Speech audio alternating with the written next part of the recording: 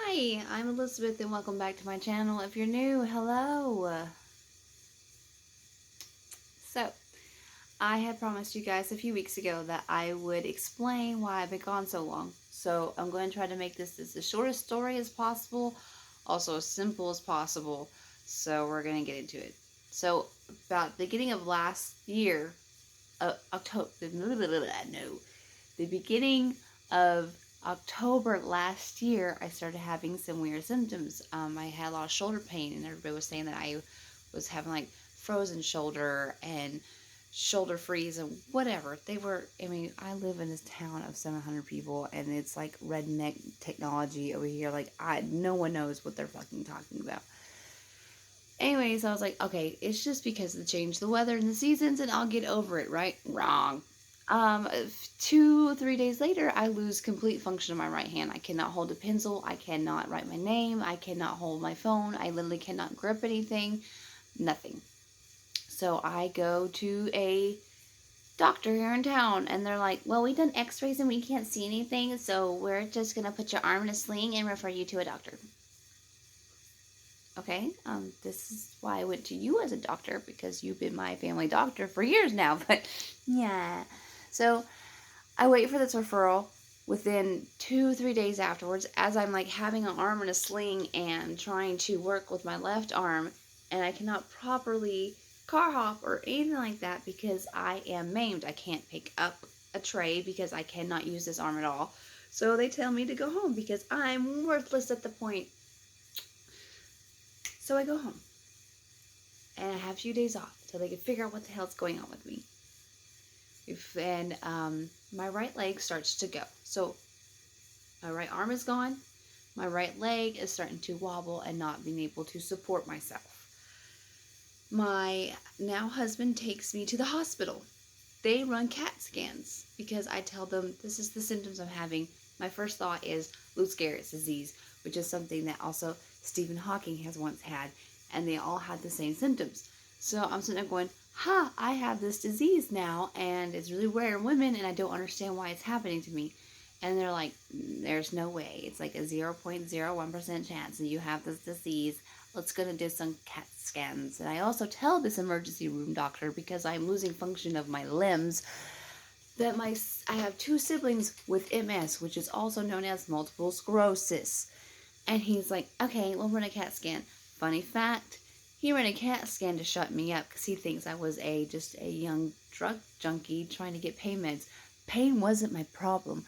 The problem was I couldn't move my God-forsaken limbs on one side of my body. Pain wasn't the problem. Couldn't feel pain. Couldn't feel movement. Couldn't feel anything. Nothing. This whole entire side of my body was numb. So, he sends me home. Tells me to take these muscle relaxers. The muscles are quite fucking relaxed because they are not moving.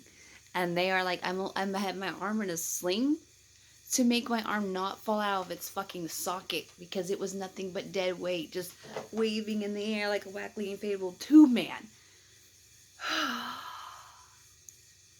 This is where it gets interesting.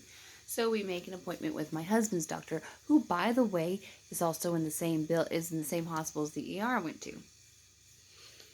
I go to speak to the nurse practitioner because the doctor's out. But the nurse practitioner is very, very nice, and she's listening to me. So I tell her these things that's been going on. She sees obviously that I have no muscle function in either of my leg and my arm at this point. And she's like, okay. And I tell her that I have 2 siblings that had multiple sclerosis. One of my siblings has passed away already at this point. So she's taking me seriously. I told her the guy said that, they ran a CAT scan on me and couldn't find anything. She goes, fun fact, they can't find anything on a CAT scan. You need a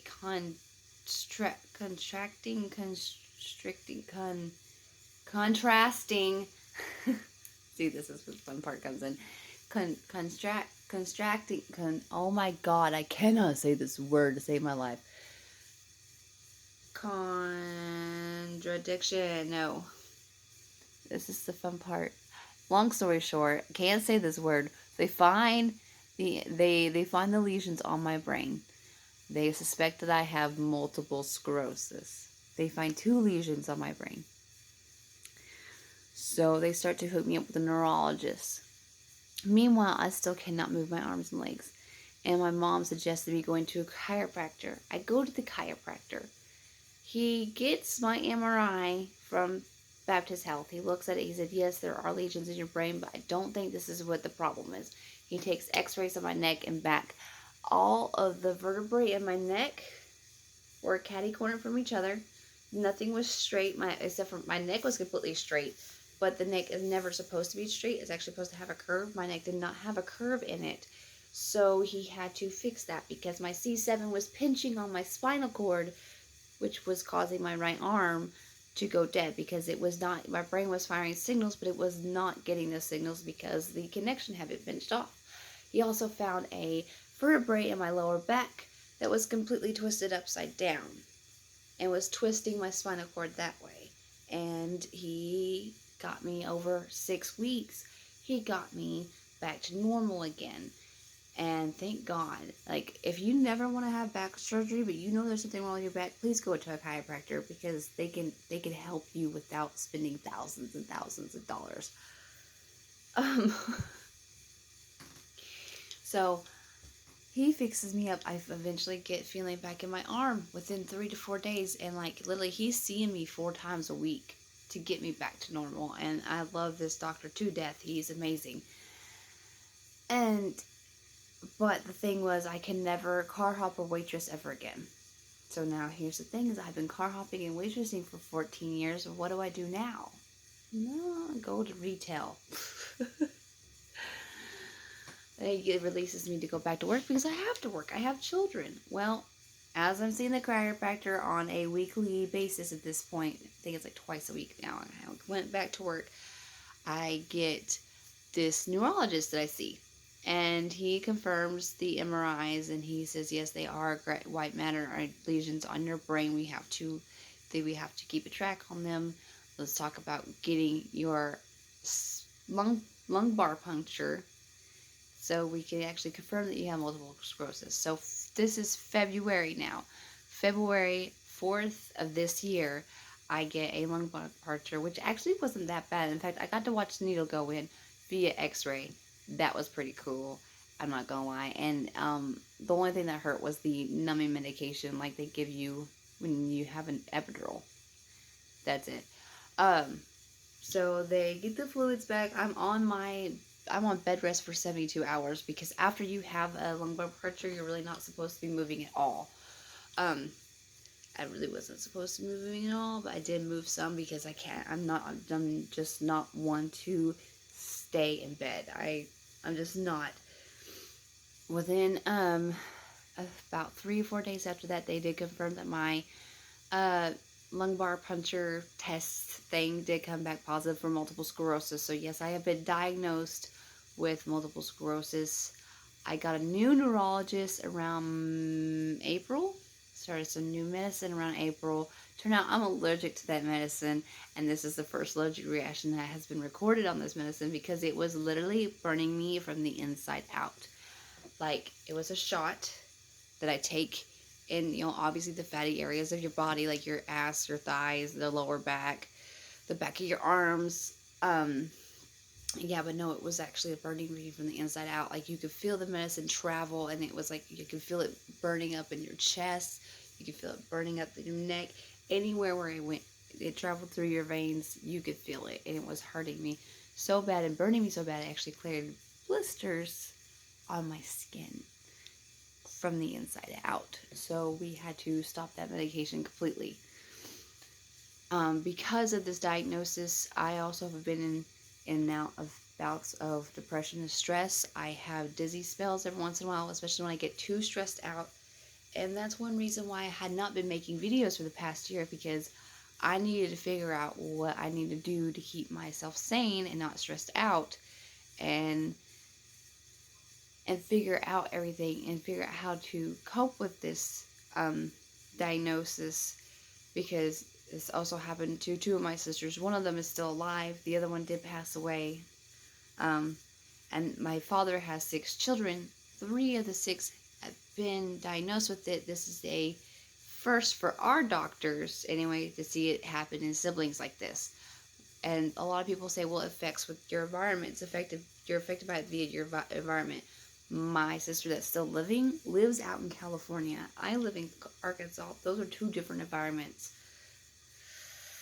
So I can't say that that's necessarily the truth. And she's a half sister, so we know it's actually from however this has gotten to us, has gotten to my father's side of the family. So I'm kind of like a guinea pig at this point.